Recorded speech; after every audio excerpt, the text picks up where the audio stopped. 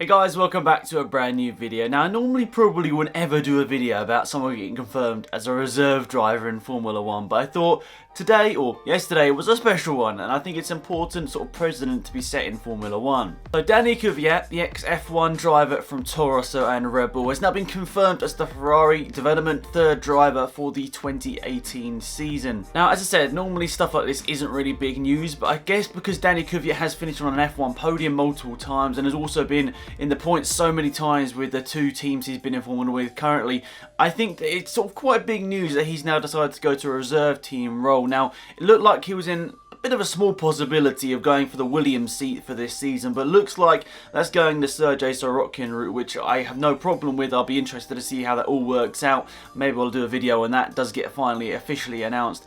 I guess in the next week or so is what they're sort of generally saying. So yeah, that was an option. Him, I think maybe Di Resta, possibly Kubica as well, Sergej and obviously Kvyat. I think there are maybe the four options, but obviously whittled that down to Kvyat.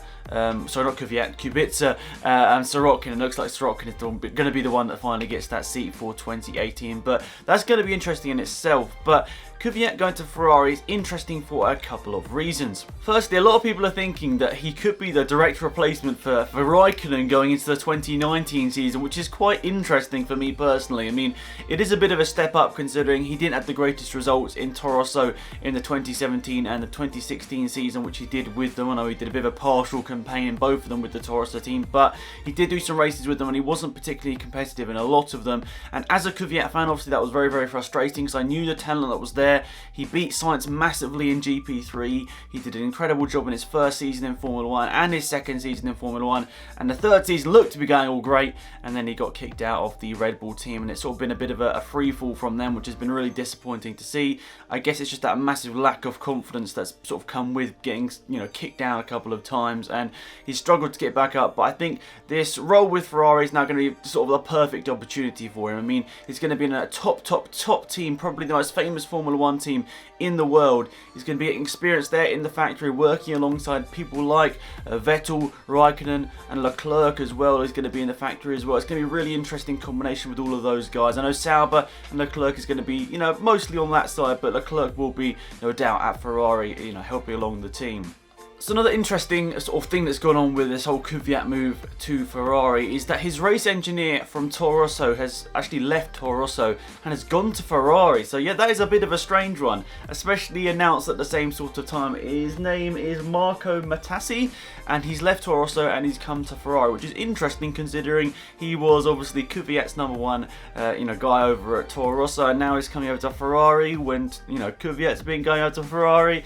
It's interesting. There's obviously a good relationship between those two, but that engineer, Marco, is going to be now Kimi Raikkonen's engineer from the 2018 season onwards, and who knows how much pressure is there on Raikkonen right now. I mean, he's got things coming at him from all angles. He's got outside sources, other drivers trying to get that Ferrari seat, people like Hülkenberg, Perez examples, and then also you've got people like Leclerc and Kvyat now inside the camp trying to take his seat. The pressure on Raikkonen in 2018 is probably bigger than it's ever been before. So aside from all of the memes and stuff that's gone around with Kvyat over the last couple of years, I honestly have got to say he's a really, really fantastic driver who's just taken a few knocks and has struggled to get back his form. But he's an incredible driver, and if he can be nurtured by the Ferrari sort of role that he's in right now, he can be put in the right place at the right time. I honestly think he can come back to Formula 1 a better driver than where he left Red Bull in 2016. He was still a really, really good driver back then, and I know he definitely has fallen a little bit since that moment where he was getting a podium in the third race of the season in 2016 and also 2015 where he beat Ricciardo. People seem to forget he's the only person in F1 history as Ricciardo's teammate to beat Ricciardo as a teammate, which is just mad. So he's the only person to ever beat Ricciardo as teammates, and it's interesting to see going forward.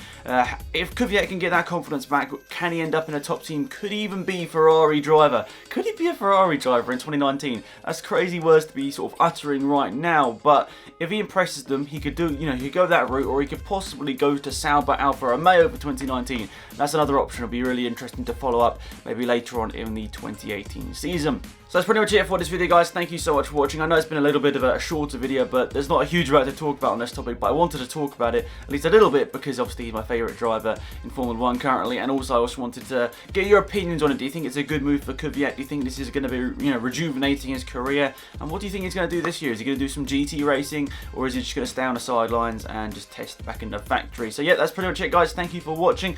I'm also going to the Autosport show tomorrow, Friday. So if you're going up there tomorrow, let me know in the comment section down below. I'll see you there. Obviously, if you see me, come and say hi. I might be doing some videos now and again, so if you see me doing videos, obviously, give me a second or whatever, and then I'll finish that video. And yeah, I'm interested to see anyone there. Obviously, leave your comments down below. Leave your likes on the video. It'd be massively appreciated.